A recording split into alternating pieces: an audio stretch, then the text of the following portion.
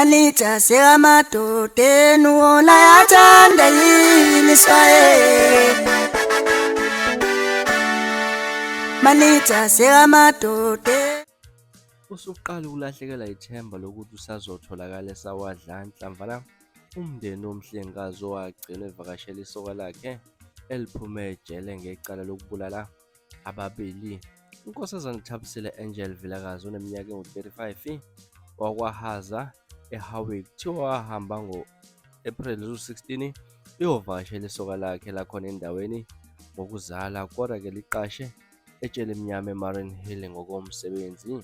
Ngokusho kamfowabo uMnumzane Thabani Vilakazi, kuningi akushayisa amakhala ngokunyamalala kukadadewabo. Uthe ngosuku lokulandulela ahamba ngalo, uNkosazana Vilakazi waxoxelwa amalungu omndeni ukuthi ngayizolo ubanjwe inkunzi ngesikhathi efika ngaseKhwalele ePantown. Wathi izigebengu zimphuce iplastiki owayephethe nemali, ayishiya iselula nesikhwama esekuphethe.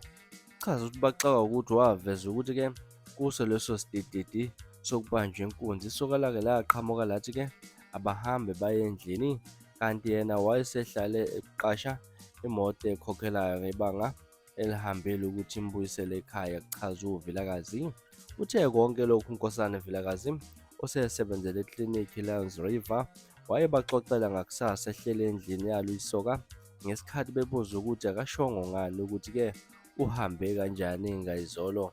Uthe ubona baqala ukubona ukuthi kukhona ukushaya amanzi engasabuyi ngo-April 20 njengoba-ke ayeshilo. Kudala ukuthi bathi uma balandela esokeni lasho izinto ezihlukahlukene ezididayo. Laqale lathi baxabana ngomhla ka-20 wahamba, labuye wathi wahamba nendoda, laphinde lathi wahamba nabesilisa ababili, lagcina selithi wahamba nowesilisa wakwaNdlovu, kulandisa uVilakazi.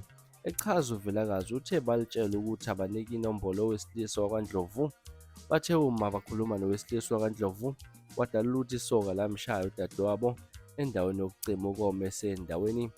Lathi uma bazi bemkhuza ukuthi akangashaya umuntu wesifazane kanjena. Kuchaza uVilakazi uthe uNdlovu waphinde wabatshela ukuthi-ke lezi zithandane zahamba zaya emqashweni okwesilisa owabashiya endaweni yokucima ukoma.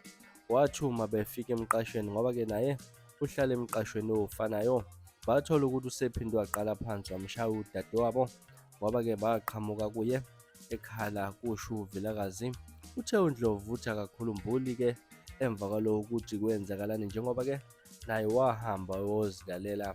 Kudala ukuthi bathola ngowesilisa ongumnikazi wendawo yokucima ukoma ukuthi uNkosazana Vilakazi wafika naye ebusuku ezocela usizo lokuthi-ke kufonelwe amaphoyisa ngoba isoka lakhe lalimshaya. Baxwayiswe ukuthi owesilisa akawafonelanga amaphoyisa ekubeni-ke kwakucacile ukuthi udadewabo usenkingeni.